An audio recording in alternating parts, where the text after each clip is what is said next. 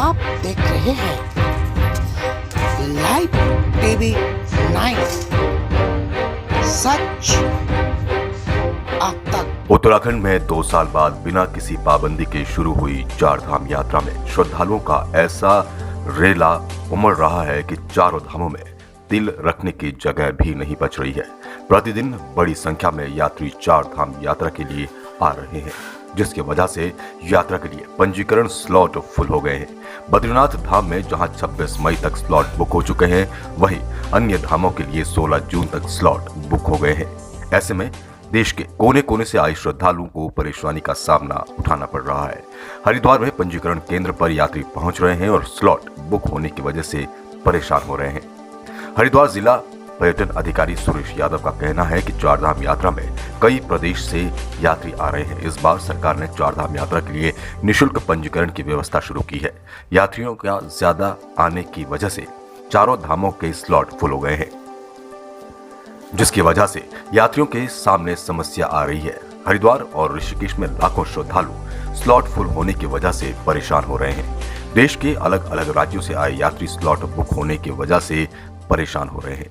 महाराष्ट्र से आई यशोदा का कहना है कि वो बुढ़ापे में चारधाम यात्रा के लिए आई थी और यहाँ पर स्लॉट नहीं मिल रहा है। उनके सभी पैसे भी खर्च हो गए हैं। सरकार उनके दर्शन कराने की व्यवस्था करे। वहीं मुंबई से आए गुलाब डाबी का कहना है कि वो घर से चारधाम यात्रा करने के लिए आए थे और यात्रा शुरू हुई थी तो प्रचार किया जा रहा था कि उत्तराखंड सरकार चारधाम यात्रियों को पूरी सपोर्ट करेगी, लेकिन यहाँ पर सरकार की तरफ से कोई भी सपोर्ट नहीं मिल रहा है। उनका सारा बजट बिगड़ गया है। उन्होंने सरकार से इस स्थिति से निपटने के लिए कुछ करने की मांग की है।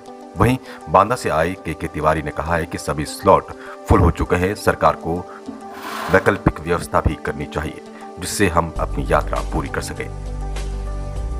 हरिद्वार में अचानक आई यात्रियों की भीड़ पर यहां के व्यापारियों का कहना है कि यात्रा पूरे 6 महीने चलेगी, न कि मई और जून में ही समाप्त हो जाएगी। यात्रियों को संयम रखते हुए चारधाम यात्रा करनी चाहिए और जो सरकार ने यात्रा के नियम बनाए हैं उनका पालन करना चाहिए। क्षमता से अधिक यात्री आ जाने से उत्तराखंड में व्यवस्था चरमरा गई है। उन्होंने आने वाले यात्रियों से नियमों का पालन करने की अपील की है।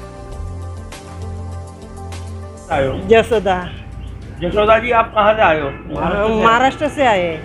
क्या परेशानी हो रही है? क्या आप काहे के लिए आए थे यहाँ? क्या परेशानी? अरे ये बुढ़ापे में भगवान के दर्शन के लिए आए हैं। नहीं, यहाँ दर्शन हमको मिल नहीं रहे, तो इतना बुढ़ापे में खर्चा हमारा फालतू जा रहा है। आगे बुढ़ापा बढ़ रहा है तो हम दर्शन करने की साइंस ही नहीं है। अभी नहीं जाएंगे तो फिर कब जाएंगे? तो हमको कैसी भी हालत में दर्शन दो। मेरा नाम के शिवरे है। मैं बांदा से आया हूँ और हमको पता चला था कि वहाँ राही होटल में रजिस्ट्रेशन हो जाता है तत्काल। तो हम लोग अभी ट्रेन से उतरे तो यहाँ आए थे। यहाँ स्लॉट बुक है। अब वो कह रहे क्षेत्रीय अधिकारी है मिस्टर सुरेश यादव जी से मिल लीजिए। हमने कहा कि पेड में अगर ऐसी कोई व्यवस्था हो तो भी कुछ होना चाहिए। जैसे फुल हो गया तो पेड में कराइए।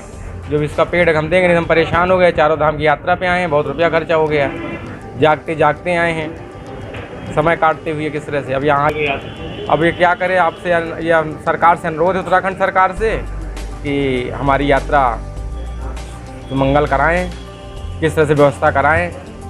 हम लोग संघी आदमी हैं। अब देखिए जय श्री राम वाले हैं हम लोग। अगर सरकार उत्तराखंड से अपनी सरकार नहीं करा पाएगी तो किसकी कराएगी? काबा थोड़ी चले जाएंगे हम लोग। धन्यवाद। अभी मैं मुंबई से आया हूँ और मैं बहुत मतलब शिद्दत से बाद में आया हूँ कि भाई चलो चारधाम यात्रा करेंगे। अपन लॉकडाउन खुल गए तो अब दर्शन हो सकते हैं। और मैं घर से ही ये मतलब मालूम करके निकला कि रजिस्ट्रेशन की कोई ज़रूरत नहीं है। और मैंने बहुत कुछ उत्तराखंड सरकार के बारे में सुना है कि ये यात्रियों को बहुत मतलब सपोर्ट करेंगे, सपोर्ट करते हैं। लेकिन यहाँ देख रहे हैं तो यहाँ कोई सूचना ही नहीं है। सपोर्ट तो पता नहीं क्या होगा कि नहीं होगा।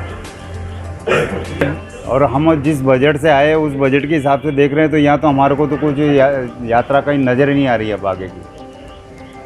अभी मतलब उत्तराखंड सरकार को तुरंत आज के आज इसी वक्त न राहत महसूस करके हमारे लिए कुछ प्रदान करें।